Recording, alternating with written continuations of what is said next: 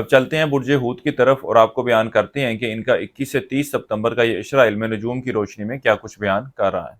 وہ لوگ جو 19 فروری سے 20 مارچ کے اشرے کے دوران پیدا ہوئے ہیں وہ برج حوت کے تحت آتے ہیں۔ اس کے علاوہ وہ لوگ جن کو اپنی تاریخ پیدائش معلوم نہ ہو اور اگر ان کا نام دال چے سے شروع ہوتا ہے تو وہ بھی برج حوت کے تحت آئیں گے۔ برج حوت والوں کو چاہیے کہ موجودہ کواکب کی پوزیشن میں لاجورد، جس کو انگلش میں لیپس لازولی کہتے ہیں، اسٹون کا استعمال کریں۔ یہ بھی ان کے لیے بینیفیشل ثابت ہوگا۔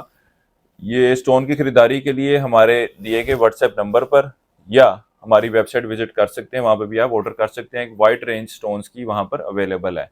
اس عرصے کے دوران ان کو چاہیے کہ نیلے اور سفید رنگ کے کپڑے کا استعمال کریں۔ اس عرصے کا خوش قسمت دن ان کا جمعرات کا ہے۔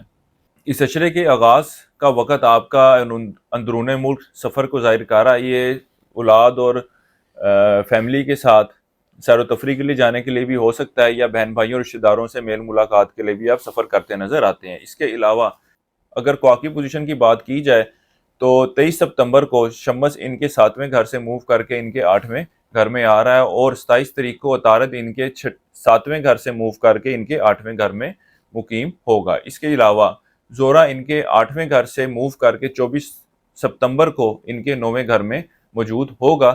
تو اس اشرے کے دوران وہ لوگ جو بیرون ملک سفر کرنے کا ارادہ رکھتے ہیں ان کو چاہیے کہ ان معاملات کو فی الوقت انجام نہ دیں۔ اس کے ساتھ ہی ساتھ وہ لوگ جو امیگریشن کے لیے یا بیرون ملک اسٹڈی ویزے وغیرہ کے لیے جانا چاہتے ہیں یا سیر و تفریح کے لیے بھی جانے کا ارادہ رکھتے ہیں، ان کو چاہیے کہ فی الوقت اس سفر سے گریز کریں۔ اس اشرے کے دوران آپ کی توجہ مذہبی معاملات کی طرف کچھ کم رہے گی اور آپ دیگر غیر مذہبی ایکٹیویٹیز کی طرف بھی توجہ دیتے نظر آ رہے ہیں۔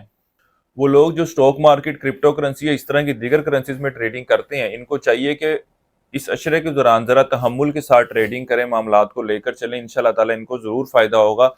جلد بازی میں کیا گیا اقدام ان کے لیے مالی نقصان کا باعث بنتا نظر آتا ہے۔ اس کے علاوہ اس اشرے کے شروع کے ایام آپ کے ازدواجی معاملات میں بہتری کو ظاہر کر رہے ہیں، اور اب ان کو بہتر کرنے کے حوالے سے بھی حکمت عملی اختیار کرتے نظر آتے ہیں۔ اس اشرے کے آخری ایام میں آپ کے کو شریک حیات کی صحت کے حوالے سے پریشانی کا سامنا کرنا پڑ سکتا ہے۔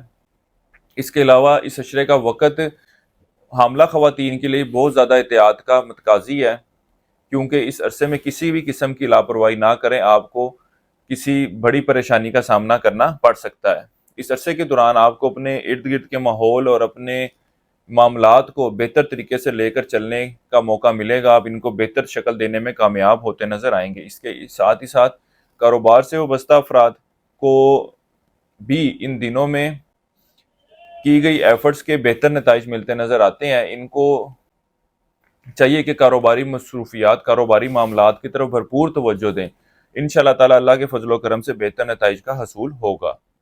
وراثتی معاملات ہیں تو اس کے حوالے سے اس اشرے کے شروع کے ایام میں کوشش کریں، ان دنوں میں کوئی بہتر نتائج کی توقع کی جا سکتی ہے۔ درمیانی اور آخری ایام میں اس حوالے سے کوئی بہتر نتائج کی توقع کرنا مناسب نہیں ہے، کیونکہ کوئی ان کی بہتر شکل نکلتی نظر نہیں آ رہی۔ اس کے ساتھ ہی ساتھ اس اشرے کے دوران آپ اولاد کے معاملات کی طرف، اولاد کے اوپر ان کی تعلیم کے حوالے سے اور دیگر معاملات کے حوالے سے بھی کچھ سختی کرتے نظر آتے ہیں۔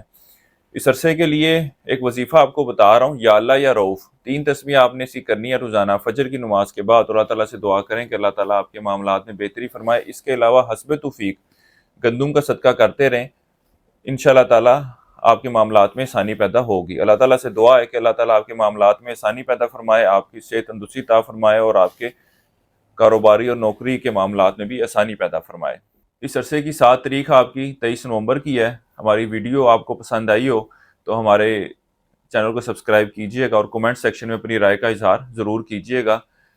برج حوت والوں کے لیے اب تک اتنا ہی۔ انشاءاللہ تعالیٰ پھر حاضر ہوں گے، تب تک کے لیے اللہ حافظ۔